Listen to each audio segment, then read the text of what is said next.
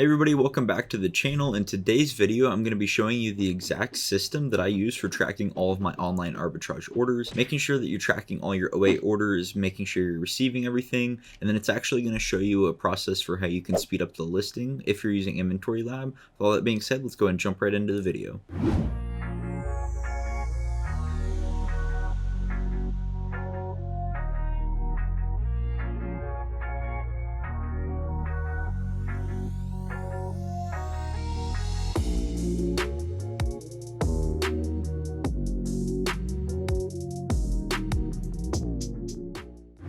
So this is the exact system that I use for tracking all my orders, and make sure you stick all the way to the end of the video because I'm actually going to share with you how you can get a copy of this to use yourself for absolutely free. So this is a spreadsheet that I've built, and as you can see here, there's a ton of different columns. We have our order date, title, ASIN, cost per unit, list price, supplier, quantity received, note, quantity order, outstanding, order number, spend check. So that's a lot of data that we're going to be able to track with this spreadsheet. Don't let it overwhelm you. We're going to walk through exactly how to use it and the benefits of tracking all of this information. So first off, we have our order date. That obviously just helps us see when we ordered this product. It can be good to follow up after a while if your orders have never been received. That order date will allow you to see how long ago you ordered it and will allow you to be able to follow up. The title, I use this to help find the products when they actually come in. I just search a little description, something that could be in the title, and then that'll help me locate the product. ASIN, I recommend including an ASIN with the hyperlink, and RevSeller will allow you to do that. And then we have our cost per unit and list price. Cost per unit allows you to keep track of your cost of goods information,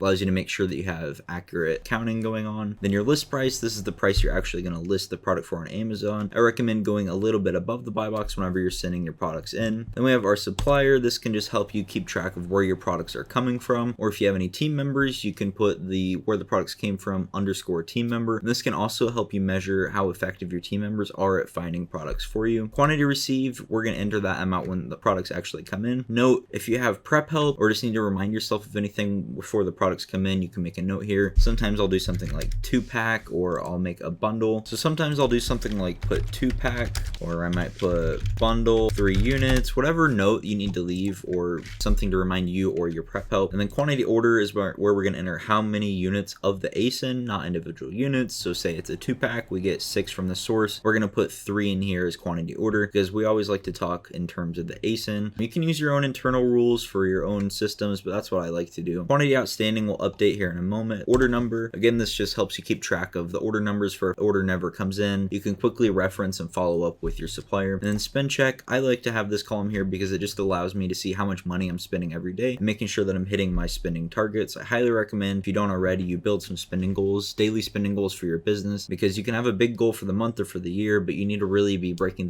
those down at a micro level to make sure that you're actually hitting those. So let's find a random product on Amazon and I can show you how this gets pasted. All right, so let's say that we're gonna sell this cat food here. We're gonna do a list price of $13.64, and let's say somehow we find this for $1. And then what you're gonna do is you're gonna just use RevSeller's export settings, take it here, paste it into the system. It's gonna automatically fill in your ASIN with link, your order date, your title, your buy cost, your list price. And let's say we got this from Walmart. And then here we want to say that we bought 6 units. Now it's going to automatically update here to quantity outstanding 6. And whenever you have some come in, let's say all 6 come in, you enter it, and it's going to go green, and that green is what's going to tell you that you've received everything. But what if you don't receive all the units? Let's say only 4 come in. Well, then what I like to do is copy and paste it down to a new row and update to say that I'm still expecting 2, and that 0 came in.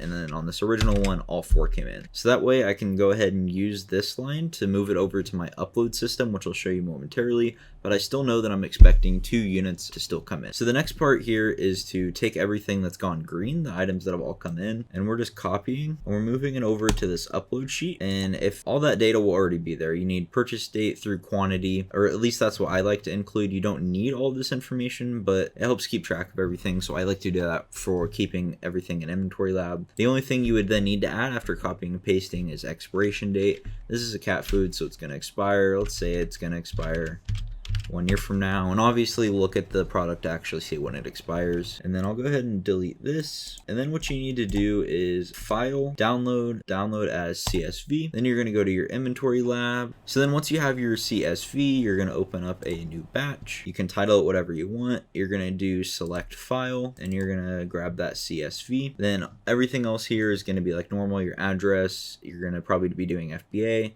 You have to do private workflow when you're doing a download upload method.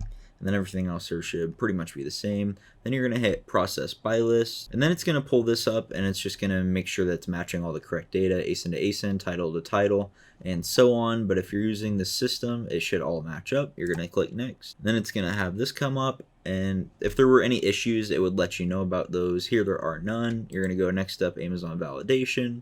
And then from there, it's going to take you into your batch, just like your normal items. There was actually an issue here where the API thinks that I'm gated in this product. I probably was. We can check back here. Yeah, and as we can see here, I was gated in this product, so I wasn't actually able to add it to the batch. But if it was able to add, then you would just see it here, and you would finish your shipment like normal.